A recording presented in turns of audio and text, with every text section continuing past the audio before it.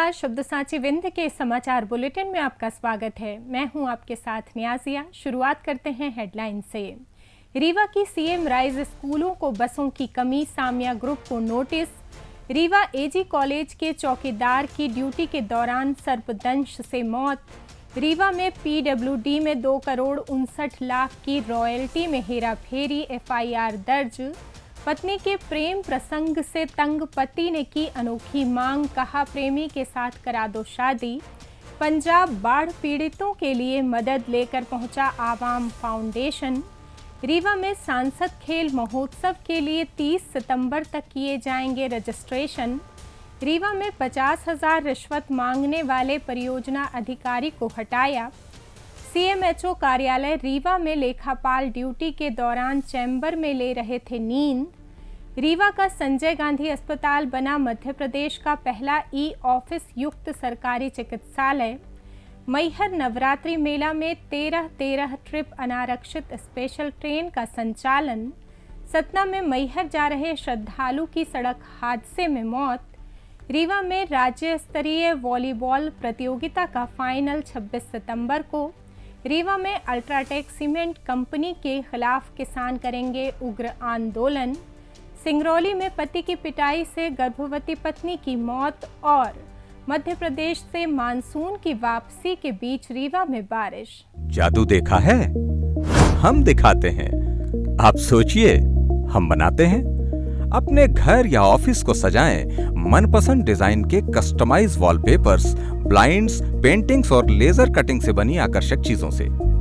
आज ही कॉल कीजिए 7611125428, क्योंकि आपकी कल्पनाओं को पंख देना भी जरूरी है।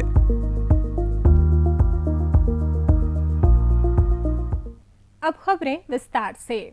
रीवा जिले में संचालित सीएम राइज स्कूलों के छात्रों को निःशुल्क बस सुविधा न मिलने से प्रशासन ने कड़ा रुख अपनाया है। छात्रों की संख्या के अनुपात से स्कूल बसें उपलब्ध नहीं होने के कारण बस सेवा प्रदान करने वाली कंपनी सामिया ग्रुप को नोटिस जारी किया गया है। विशेष रूप से त्योंथर के सांदीपनी विद्यालय में अभी तक एक भी बस उपलब्ध नहीं हो पाई है। प्रशासन के अनुसार जिले के सभी सीएम राइज स्कूलों में छात्रों को निःशुल्क परिवहन सुविधा अनिवार्य है। इसके लिए कई बार पत्राचार करने के बावजूद कंपनी ने कोई कदम नहीं उठाया। अब स्पष्ट चेतावनी दी गई है कि बसें उपलब्ध न होने पर सख्त कार्रवाई की जाएगी। यदि नोटिस का संतोषजनक जवाब नहीं मिला तो कंपनी का संविदा निरस्त कर दिया जाएगा।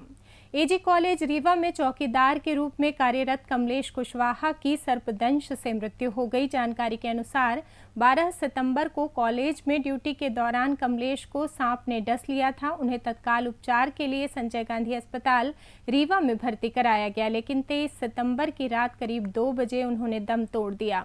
मृतक के परिजनों ने एजी कॉलेज प्रबंधन से कमलेश की पत्नी के लिए नौकरी और आर्थिक सहायता की मांग की है, ताकि उनके बच्चों की परवरिश में कोई परेशानी ना हो।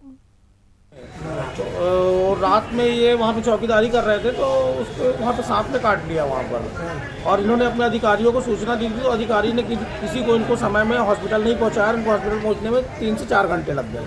उस वजह से तबीयत और ज़्यादा ख़राब हो गई और ये आज रात में इनकी मृत्यु हो गई सर्प काटने की वजह से। क्या नाम है इनका? संतोष कुशवाहा नाम। कहाँ के रहने वाले थे? ये कनौजा गाँव, जी गड्डी रोड कनौजा, कल्चर कॉलेज में सरकारी नहीं मास्टर में थे सर। आप पिछले 22 साल से नौकरी कर रहे थे पर अभी तक के रेगुलर नहीं हुए थे ये। आप क्या चाहते हैं? हम ये चाहते हैं सर कि इनके ये तो चलेगा, ये गरीब है, हमारे भाई है, हमारे पास कुछ भी नहीं है, जगह ज़मीन कुछ भी नहीं है, तो उनके बच्चे हैं छोटे छोटे, तो उनको मतलब विभाग से ये हम चाहते हैं कि उनको जो नौकरी कर रहे हैं तो नौकरी उनकी वाइफ को मिल जाए। और दूसरी चीज़ ये कि जो भी उसका जो बीमा वगैरह की जो राशि होती है और शासन विभाग की तरफ से जो भी उनको कुछ अधिक से अधिक मदद किया जाए तो उनके बच्चों के लिए आगे पढ़ाई में काम आए। रीवा में लोक निर्माण विभाग में फर्जी दस्तावेजों के जरिए 2 करोड़ 59 लाख रुपए की खनिज रॉयल्टी में हेराफेरी का मामला सामने आया है। इस मामले में सतना के तत्कालीन कार्यपालन यंत्री मनोज द्विवेदी और दिल्ली के एक ठेकेदार के खिलाफ एफआईआर दर्ज की गई है। जांच में अन्य नाम भी जुड़ सकते हैं। बता दें कि सामाजिक कार्यकर्ता बीके माला की शिकायत पर आर्थिक अपराध अन्वेषण ब्यूरो ने जांच की, जिसमें फर्जी एनओसी के आधार पर भुगतान की पुष्टि हुई, जबकि रीवा खनिज विभाग ने ऐसी कोई एनओसी जारी नहीं की थी। रीवा शहर के गंगानगर मोहल्ले के निवासी अंकुश सिंह ने अपनी पत्नी के प्रेम प्रसंग से परेशान होकर सिटी कोतवाली पुलिस और पुलिस अधीक्षक कार्यालय में शिकायत दर्ज कराई है। अंकुश ने बताया कि उनकी शादी वर्ष 2019 में लक्ष्मी नाम की युवती से हुई थी और उनके 3 बच्चे हैं। पिछले कुछ महीनों से उनकी पत्नी का मोहल्ले के ही रहने वाले राजीव नामक युवक के साथ प्रेम प्रसंग चल रहा है। अंकुश ने कई बार अपनी पत्नी को राजीव के साथ आपत्तिजनक स्थिति में पकड़ा और समझाने की कोशिश की, लेकिन वो नहीं मानी। अंकुश ने बताया कि उन्होंने इस मामले की शिकायत सिटी कोतवाली थाने में की, लेकिन कोई कार्रवाई नहीं हुई। इसके बाद 20 सितंबर की शाम उनकी पत्नी उनके इकलौते बेटे और घर के गहने जेवरात लेकर राजीव के साथ फरार हो गई। परेशान अंकुश ने एसपी कार्यालय पहुंचकर एक अनोखी मांग रखी। उन्होंने पुलिस से कहा कि उनकी पत्नी की शादी उसके प्रेमी राजीव के साथ करा दी जाए और उनके बेटे को उनके संरक्षण में वापस दिलाया जाए, ताकि उनकी पत्नी अपने प्रेमी के साथ खुशहाल जीवन जी सकें। इस अजीबोगरीब मांग पर पुलिस अधीक्षक ने उचित कार्रवाई का आश्वासन दिया है। रीवा के आवाम फाउंडेशन की तरफ से पंजाब बाढ़ पीड़ितों की मदद के लिए राहत सामग्रियां भेजी गई हैं। आवाम फाउंडेशन के फाउंडर प्रेसिडेंट रॉक्सी खान ने बताया कि इसमें खास तौर से सूखे सामान को 5 लोगों के छोटे परिवार के लिए किट बनाकर भेजा गया है। करीब 2000 फाजिल्का की गुरुद्वारा लंगर समिति के सदस्यों के साथ मिलकर वितरित किया जाना है। बता दें कि 21 सितंबर को फ्लैग ऑफ सेरेमनी रीवा के बड़ी पुल बीहर रिवर फ्रंट में रखी गई थी, जहां पर हमारे प्रदेश के उप मुख्यमंत्री राजेंद्र शुक्ला ने सामग्रियों से भरे ट्रक को हरी झंडी दिखाकर रवाना किया था। रीवा जिला पंचायत के मुख्य कार्यपालन अधिकारी की अध्यक्षता में समीक्षा बैठक आयोजित की गई, जिसमें जनपद पंचायतों के मुख्य कार्यपालन अधिकारी, सहायक यंत्री, सहायक परियोजना अधिकारी और उपयंत्री उपस्थित रहे। बैठक में सांसद खेल महोत्सव के आयोजन पर विस्तृत चर्चा हुई और महत्वपूर्ण निर्देश जारी किए गए। सांसद खेल महोत्सव का आयोजन 3 स्तरों ग्राम, मंडल और संसदीय क्षेत्र पर किया जाएगा। प्रतियोगिता में दौड़, football, volleyball, cricket, kho-kho, kabaddi, gilli danda और रस्साकशी जैसे पारंपरिक खेल शामिल होंगे। रजिस्ट्रेशन की अंतिम तिथि 30 सितंबर और प्रतियोगिता आयोजन की अंतिम तिथि 25 दिसंबर निर्धारित की गई है। रीवा जिले में महिला एवं बाल विकास विभाग के सिरमौर परियोजना अधिकारी शेषमणि मिश्रा को जिला पंचायत सीईओ ने पद से हटा दिया है। शेषमणि पर आंगनबाड़ी केंद्र में सहायिका की नियुक्ति के लिए 50,000 रुपये रिश्वत मांगने का आरोप था। इस मामले में लोकायुक्त ने उनके खिलाफ भ्रष्टाचार निवारण अधिनियम की धारा 7 के तहत मामला दर्ज किया था। लोकायुक्त की ओर से कार्यालय से हटाने का पत्र जारी होने के बाद जिला पंचायत सीईओ ने त्वरित कार्रवाई करते हुए शेषमणि मिश्रा को सिरमौर परियोजना अधिकारी के पद से हटा दिया। जिला मुख्य चिकित्सा एवं स्वास्थ्य अधिकारी कार्यालय रीवा में एक तस्वीर ने हड़कंप मचा दिया है, जिसमें जिला लेखापाल संतोष तिवारी ड्यूटी के दौरान कार्यालय के चैम्बर में सोते हुए नजर आए। ये तस्वीर मंगलवार को कार्यालय के अन्य कर्मचारियों ने खींची और मीडिया के हवाले कर दी, जिसके बाद ये सोशल मीडिया पर वायरल हो गई। जानकारी के मुताबिक संतोष तिवारी ने सीएमएचओ कार्यालय के चैम्बर को नींद पूरी करने के लिए इस्तेमाल किया।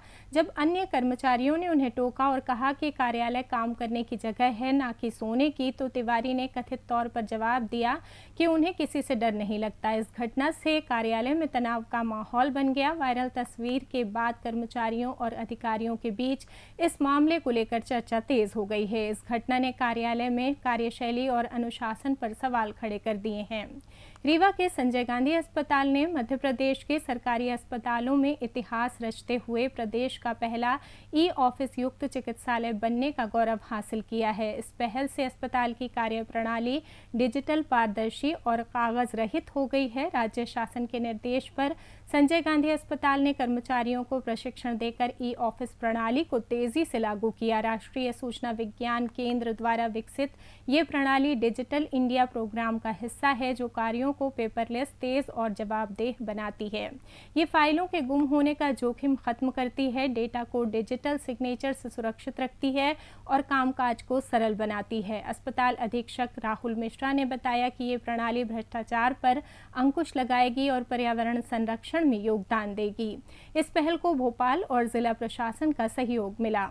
रेल प्रशासन ने मैहर में नवरात्रि मेले के अवसर पर तीर्थ यात्रियों की सुविधा और अतिरिक्त यात्री यातायात को सुगम बनाने के लिए कटनी साउथ, सतना कटनी साउथ के बीच 13-13 ट्रिप अनारक्षित मैहर मेला स्पेशल ट्रेन चलाने का निर्णय लिया है। ये ट्रेन 24 सितंबर से 6 अक्टूबर 2025 तक प्रतिदिन संचालित होगी और मार्ग में पटवारा, झुकेही, पकरिया रोड, अमदरा, घुनवारा, भदनपुर, मैहर, उचेहरा और लगरगवा स्टेशनों पर रुकेगी। ट्रेन में सामान्य श्रेणी और SLRD कोच उपलब्ध होंगे। रेल प्रशासन ने यात्रियों से अनुरोध किया है कि वे इस विशेष ट्रेन का लाभ उठाकर अपनी यात्रा को सुगम और सुरक्षित बनाएं।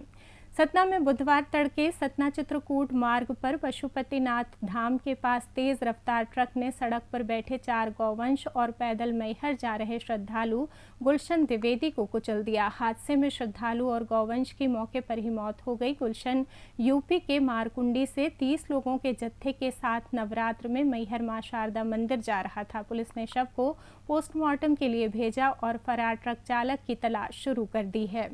रीवा में आयोजित 17 वर्षीय शालेय राज्य स्तरीय वॉलीबॉल प्रतियोगिता का फाइनल मुकाबला 26 सितंबर को खेला जाएगा। गुरुवार को नॉकआउट मैच होंगे जिनमें जीतने वाली टीमें सेमीफाइनल में प्रवेश करेंगी। इस प्रतियोगिता में अनुसूचित जाति संभाग सहित 10 संभागों के खिलाड़ी हिस्सा ले रहे हैं। इस बार रीवा को इस प्रतियोगिता की मेजबानी का अवसर प्राप्त हुआ है।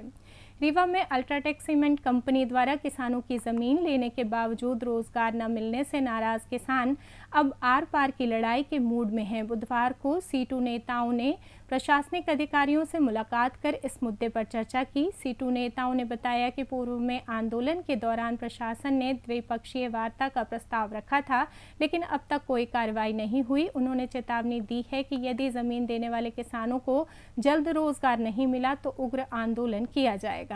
अल्ट्राटेक सीमेंट प्लांट को ये बताने के लिए आंदोलन कर रहे हैं कि वहाँ पर जो ज़मीनें ले ली गई हैं और उसके बदले में रोज़गार नहीं दिया गया और बाहर से लेबर मंगा करके प्लांट संचालित करने का जो काम किया जा रहा है और स्थानीय बेरोजगार घूम रहे हैं, जिसके कारण से कई प्रकार की समस्याएं क्षेत्र में पैदा हो रही हैं। तो इसके लिए हम लोग अल्ट्राटेक के खिलाफ आंदोलन खड़ा किए, वहाँ के स्थानीय लोगों को गुस्सा के इजहार के लिए। और जब हम लोग आंदोलन किए तो यहाँ से ADM साहब ने ज्ञापन लेने के लिए गए हुए थे, तो ज्ञापन के माध्यम से हम लोग प्रशासन तक अपनी समस्याओं को बताए हैं और जिसके निराकरण के लिए हम लोग यहाँ पर अभी आए हुए हैं कि जो हमारे ज्ञापन का था तो उसमें आगे का क्या कार्रवाई हुई है, जिसके लिए हम लोग आगे की प्लानिंग करने के लिए बाध्य हैं। सिंगरौली जिले के चितरंगी थाना क्षेत्र के धानी गांव में बुधवार दोपहर करीब 2 बजे एक दिल दहला देने वाली घटना में पति देव केवट ने अपनी 23 वर्षीय गर्भवती पत्नी कुसुम केवट की पिटाई कर दी, जिससे उसकी मौत हो गई। चितरंगी थाना प्रभारी सुदेश तिवारी के अनुसार कुसुम के मोबाइल पर किसी से बात करने को लेकर पति पत्नी में विवाद हुआ। जब कुसुम ने बात करने वाले व्यक्ति की जानकारी देने से इनकार किया तो देव ने गुस्से में उसकी पिटाई कर दी। कुसुम शारीरिक रूप से कमजोर थी और गर्भवती थी, उसका 1 साल का बच्चा भी है। देवसर क्षेत्र की रहने वाली कुसुम की शादी 2 साल पहले देव केवट से हुई थी। पुलिस ने आरोपी पति के खिलाफ मामला दर्ज कर जांच शुरू कर दी है। मौसम की बात करें तो मध्य प्रदेश में दक्षिण पश्चिम मानसून की वापसी शुरू हो गई है। मौसम विभाग ने बुधवार को नीमच, श्योपुर, मुरैना और भिंड से मानसून की विदाई की घोषणा की। मौसम विभाग के मुताबिक अगले 2-3 दिनों में अन्य जिलों से भी मानसून लौटने की संभावना है। वहीं रीवा, सीधी, बुरहानपुर सहित कुछ जिलों में बुधवार को बारिश हुई। कृषि वैज्ञानिकों के मुताबिक लगातार बारिश से खरीफ फसलों को भारी नुकसान हो सकता है, जबकि चना और गेहूं की फसलों पर अभी कोई असर नहीं है। अब जान लेते हैं शहर में कल होने वाले कार्यक्रम।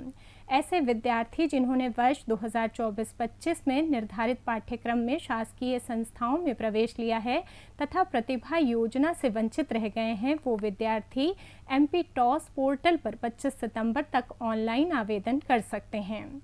इसी के साथ ये समाचार बुलेटिन समाप्त हुआ। कल फिर मिलेंगे नई खबरों के साथ। जुड़े रहिए शब्द सांची विंध्य से, और विंध्य से जुड़ी तमाम खबरों के लिए हमारे चैनल को सब्सक्राइब कर दें। अपने आसपास की खबरें हम तक पहुंचाने के लिए स्क्रीन पर दिए नंबर पर आप संपर्क भी कर सकते हैं। धन्यवाद।